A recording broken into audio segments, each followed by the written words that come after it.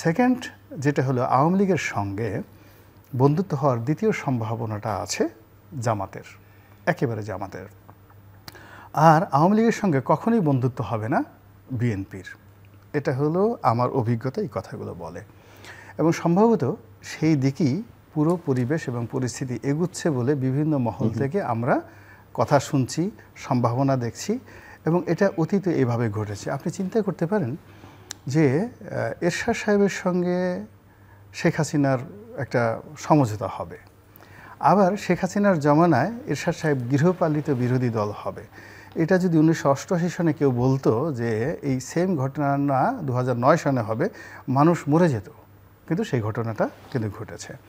তো একইভাবে এখনও যেটা হলো, আমি কিন্তু সেই প্রথম দিকে আপনার এই অনুষ্ঠানে বলেছিলাম যে আগামীতে, আবার আমার নিজের ওখানে বলেছিলাম যে আগামীতে আমি কয়েকটা সম্ভাবনা দেখতে পাচ্ছি।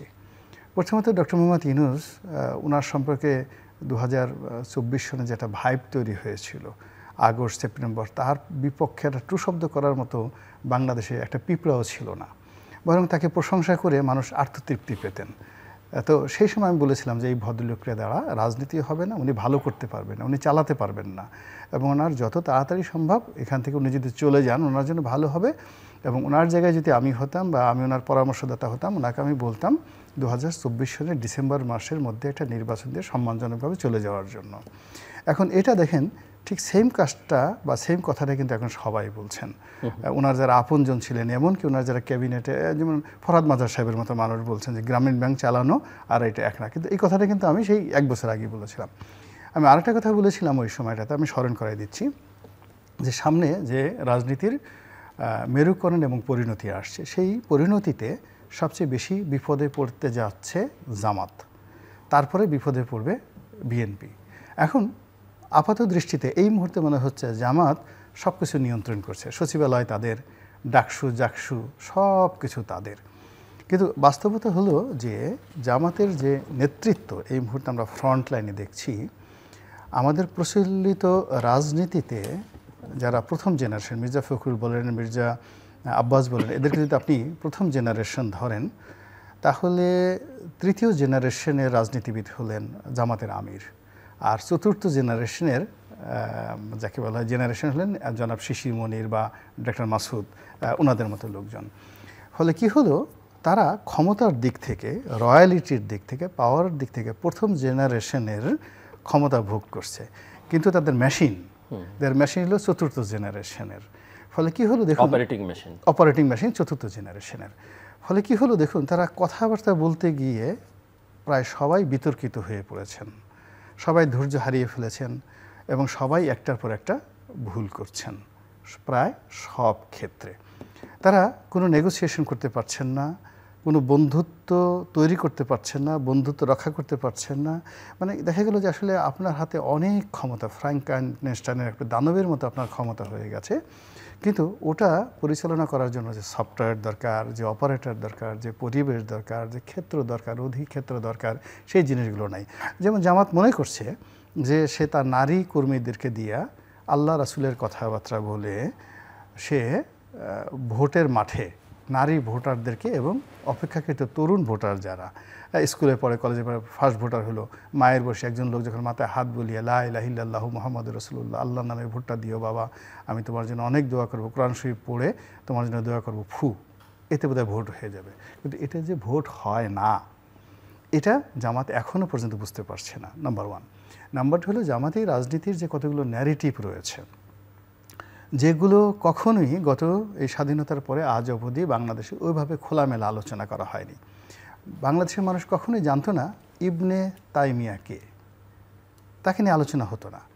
ইবনে তাইমিয়ার সঙ্গে জামাতের সম্পর্কটা কি, মুসলিম ব্রাদারহুডের সঙ্গে তার সম্পর্ক কি, হাসান আল বান্না কেন ফেল করলেন, সৈয়দ কুতুব, মুসলিম ব্রাদারহুডের সৈয়দ কুতুব কি করে মিশরে তিনি একটা সামরিক অভ্যুত্থান ঘটালেন, এবং সেই অভ্যুত্থানে যে নাসেরকে তিনি ক্ষমতা আনলেন, সেই নাসের কেন তাকে ফাঁসিতে লটকালো, সৈয়দ কুতুবকে। আবার আনোয়ার সাদাতকে কেন মেরে ফেলা হলো, একেবারে সর্বশেষ মুরসি, তিনি ক্ষমতা আসার পরে 1 বছর কেন টিকতে পারলেন না। এই বিষয়গুলো কখনো আলোচিত হয়নি। এই বিষয়গুলো এখন এত চমৎকারভাবে আলোচনা করা হচ্ছে সামাজিক মাধ্যমে, যেটা যারা এই ধর্মকেন্দ্রিক বা ধর্মভিত্তিক রাজনীতি করেন তাদের কাছে জামাত এখন এতটা স্পর্শকাতর এবং এতটা খারাপ অবস্থার মধ্যে পড়েছে যেটা জামাত কখনোই পড়েনি এই মানে তাদের বাড়াবাড়ি করার কারণে। আবার ধরুন ভারতবর্ষে জামাতের ভূমিকা, পাকিস্তানে জামাতের ভূমিকা, 1971-এ জামাতের ভূমিকা, ইয়াহিয়া সরকারের জামাতের ভূমিকা এবং তাদের অতীত ভূমিকা, এবং তারা বিএনপির সাথে কী করেছে, আওয়ামী লীগের সাথে কী করেছে, প্রায় প্রতিটি জিনিস পুঙ্খানুপুঙ্খভাবে এখন যেভাবে আলোচনায় আসছে এটা কিন্তু আগে সেভাবে আলোচনা আসেনি। জামাত বলতে সহজ সরল একজন মানুষ, দাঁড়িয়ে আছে, টুপি আছে, আল্লাহ রাসূলের নাম বলে ধর্মভিত্তিক একটা রাজনীতি করতে চায়, তারা ক্ষমতা আসলে হযরত উমরের মতো একটা শাসন ব্যবস্থা চালু করতে চায়, এরকম একটা সাধারণ ন্যারেটিভ ধর্মপ্রাণ মানুষের মধ্যে যে আবেগ তৈরি করে ফেলেছিল গত 1 বছরে, এখন সেটা অ্যাবসলিউটলি জামাতকে যেভাবে এক্সরে করা হচ্ছে, জামাতকে যেভাবে আপনার 3D ডাইমেনশনে তাদের স্ক্যানিং করা হচ্ছে, সিটি স্ক্যান করা হচ্ছে, তার ফলে তাদের অর্থের উৎস, তাদের মানসিকতা, তাদের রাজনৈতিক চরিত্র, তাদের গোপন যত রকম কথাবার্তা, এভরিথিং। আপনি যে দেখুন 5000 মানে ইসলামী ব্যাংকের কর্মকর্তা, তাদেরকে মুহূর্তের মধ্যে স্যাক করে দেওয়া হলো। তো এরকম একটা অমানবিক ঘটনা জামাত করতে পারে বা জামাতের নেতৃত্বে হচ্ছে, এটার ন্যারেটিভ জামাত এই মুহূর্তে দাঁড় করাতে পারবে না। কিংবা যেভাবে তারা একেবারে এস আলমের ব্যাংকগুলো দেখানো গেল ফার্স্ট সিকিউরিটি ব্যাংক, এখন ফার্স্ট সিকিউরিটি ব্যাংকের সঙ্গে জামাতের কোনো দিন সম্পর্ক ছিল না, এখন সেই ফার্স্ট সিকিউরিটি ব্যাংকে হঠাৎ করে দেখা গেল জামাত ইসলামী ব্যাংকের যে এমডি মিস্টার মান্নান ছিলেন আগে, তিনি এসে ফার্স্ট সিকিউরিটি ব্যাংকের চেয়ারম্যান হয়ে গেলেন। কিভাবে? আবার ইসলামী ব্যাংক কীভাবে দখল হয়ে গেল? আবার ইসলামী ব্যাংক দখল করার জন্য সেই বিএনপির যারা লোকজন তারা শক্তিমত্তা নিয়ে হেড অফিস আক্রমণ করলো, সেটা আবার জামাত ঠেকিয়ে দিল, সেটা নিয়ে বিরোধ চললো।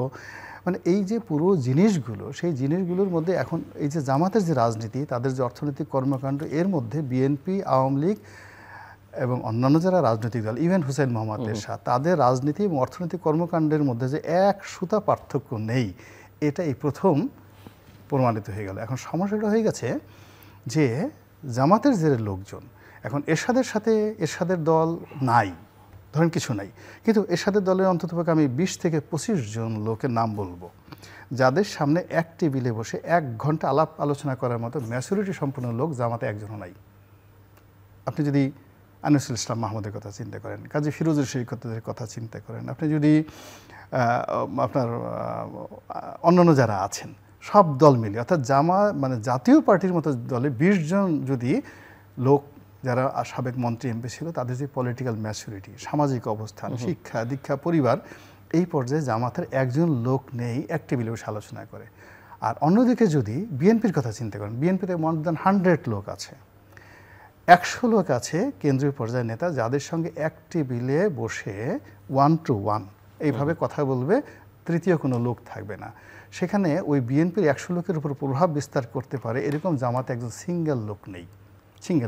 ফলে কি হচ্ছে, এটা হলো 1 to 1 between you and me. আপনি আর আমি যখন একা বসতেছি, তখন আপনি জানেন যে গোলাম মওলা রনি আপনার সাথে 1000 গুণ যোগ্যতার সম্পন্ন, অথবা আমি জানি আমার চেয়ে জনাব জিল্লুর 1000 গুণ শক্তিশালী, 1 to 1।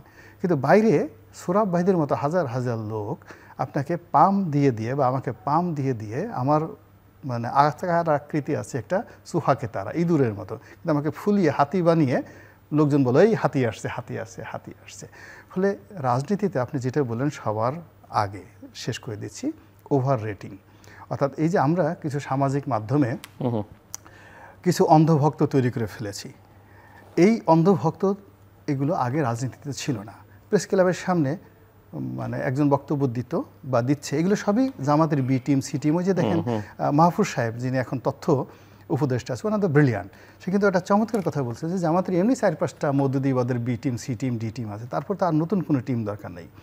এখন দেখবেন যে ওয়াজের ময়দানে সাইদি সাহেব বা অন্যান্য যে লোক কিছু একটা বলে, সে বলতেন আপনারা সবাই চিল্লাইয়ে বলেন সুবহানাল্লাহ, সবাই সুবহানাল্লাহ। এখন এটা যেটা জাতীয় ভাষা, এগুলো চিল্লাইয়ে বলেন সুবহানাল্লাহ, চিল্লাইয়ে বলেন আলহামদুলিল্লাহ, বলেন ঠিক কিনা, সবাই বলেন ঠিক ঠিক ঠিক।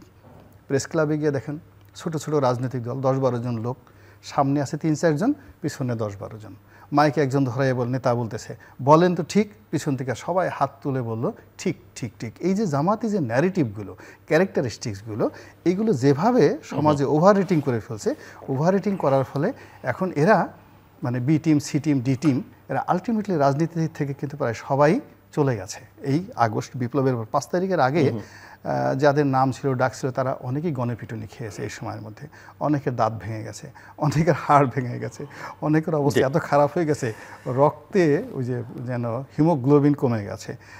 এবং আলটিমেটলি এই যে B team, C team, D team, এই জিনিসগুলো যে কিভাবে কাজ করে, এবং এখন এই মুহূর্তে জামাতের ইনফ্লুয়েন্স যারা ইউটিউবার ছিলেন, ফেসবুকার ছিলেন, তাদের যে হালনাগাদ যে দশা, কী অবস্থা আছে, আমি যতটুকু জানি এটা পরবর্তী টার্মে বলবো।